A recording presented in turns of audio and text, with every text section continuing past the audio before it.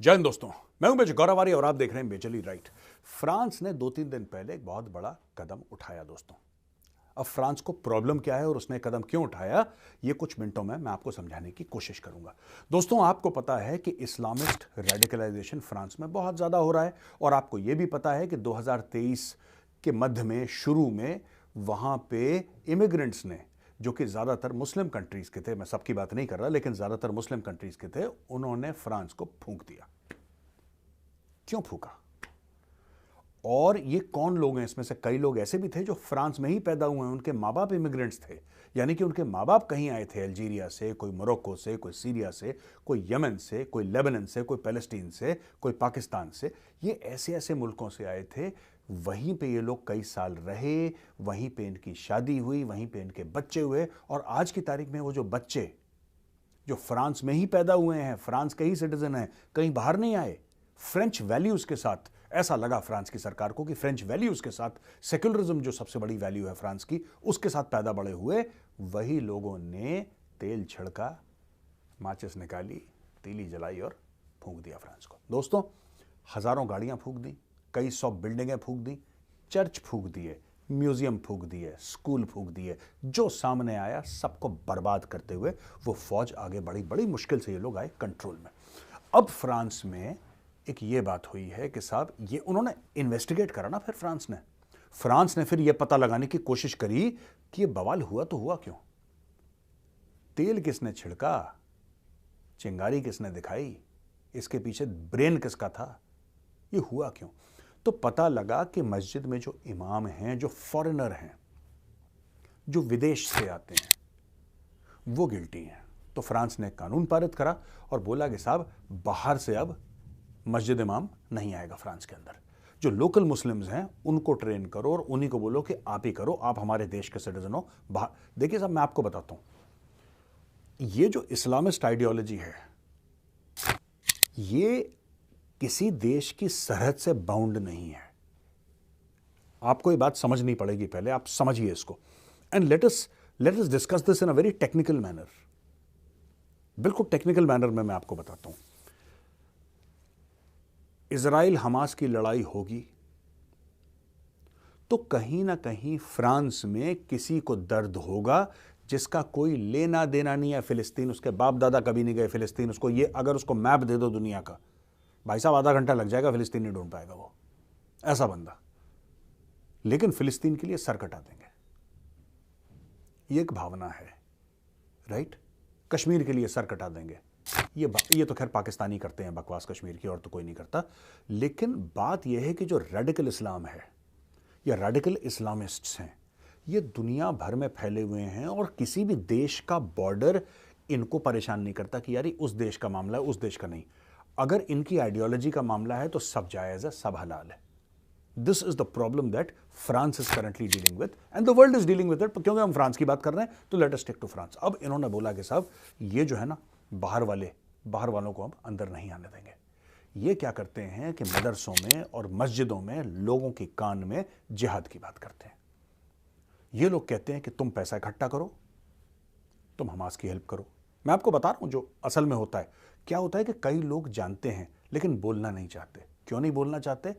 उनको ऐसा लगता है कि अगर हम ऐसी बात करेंगे तो फिर कल प्रॉब्लम हो सकता है लोग हमारे ऊपर उंगली उठाएं, लोग बोलें यार ये तो कम्युनल आदमी है, ये तो सांप्रदायिक है, इसको तो इस्लामोफोबिया हो रखा है, ये तो बीमार है जहनी तौर पे।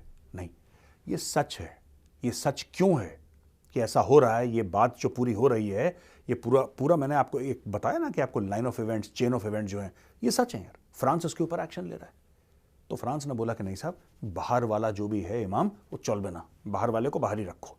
अच्छा, दूसरी चीज फ्रांस को यह पता लगी कि चेन ऑफ फॉरेन फंडिंग हुई है मस्जिद बनाने में, मदरसे बनाने में, पैसा इकट्ठा करने में। ये एक बिल्कुल इकोसिस्टम है। ये दोस्तों एक इकोसिस्टम है और बड़ा तगड़ा इकोसिस्टम है यूरोप में। अब बात यह है कि पुलिस, कुछ, मैं ये नहीं कह रहा कि सारे इमाम ऐसे हैं, नहीं, सारे मस्जिदों में ऐसा होता है, बिल्कुल नहीं, ऐसा बिल्कुल नहीं है। लेकिन कई मस्जिदों में ऐसा होता है और कई सारे इमाम ऐसे हैं, और ये ज़्यादातर वो हैं जो फ्रांस ऐसा कहता है कि विदेश से आए हैं। कोई यमन से आ गया, कोई सीरिया से आ गया। जो ऐसे कंडम देश से आएगा, कोई पाकिस्तानी इमाम आ गया, उसने तो यही काम करने हैं यार, उसने काम ही यही करने हैं। आप मुस्लिम कंट्रीज में भी देखिए फर्क है।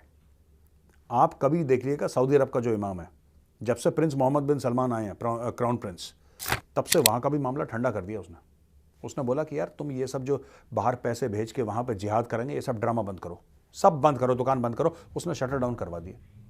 तो वहां के मौलवी मौलाना जो सऊदी अरब के थे बड़े परेशान हुए, वो बहुत परेशान हुए, और कुन मन में उसने बोला सुनो बेटा, मैं किसी देश का प्रधानमंत्री या राष्ट्रपति नहीं हूं जिसको तुमसे वोट चाहिए।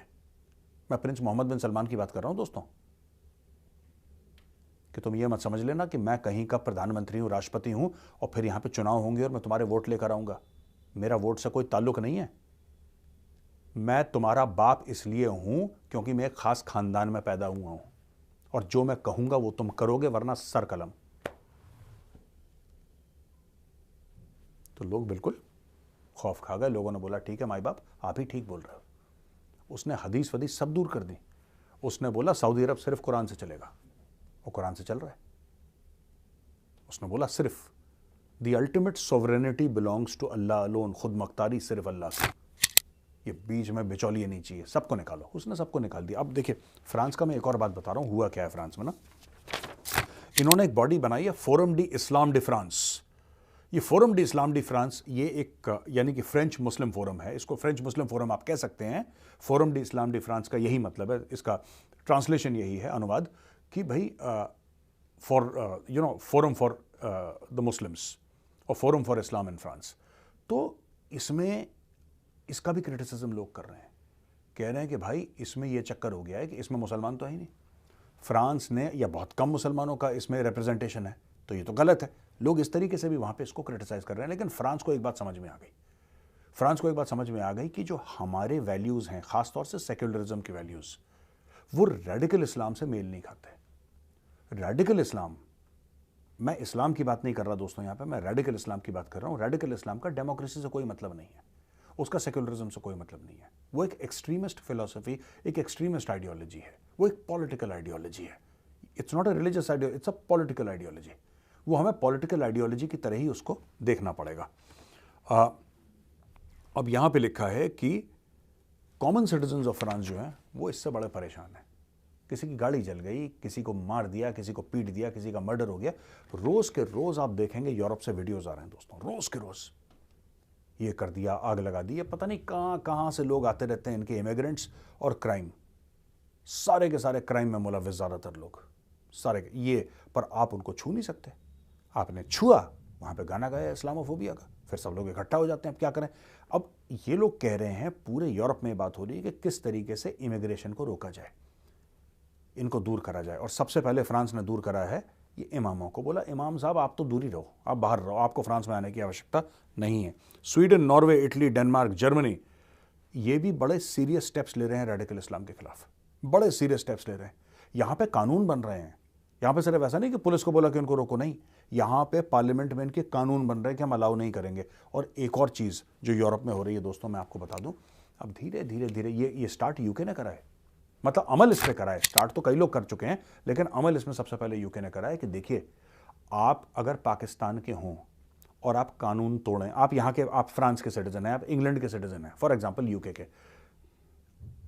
Your parents came from Pakistan and you are born in UK, ठीक है, नेचुरलाइज्ड हैं, you are born in UK, यानी कि आपका ब्रिटिश पासपोर्ट है, सब कुछ आप कभी पाकिस्तान ना गए हो, उससे कोई फर्क नहीं पड़ता गए हो नहीं गए हो, लेकिन आप पैदा यूके में हुए, जाहिर सी बात है, इसका मतलब आप यूके के सिटीजन हैं।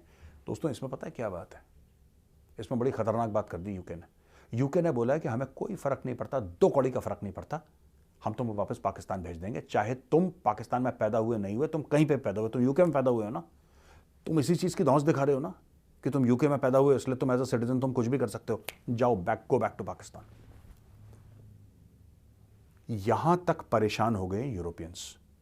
और ये जो फ्रांस ने कदम लिया है दोस्तों, ये लेटेस्ट कदम है रेडिकल इस्लाम से लड़ने का।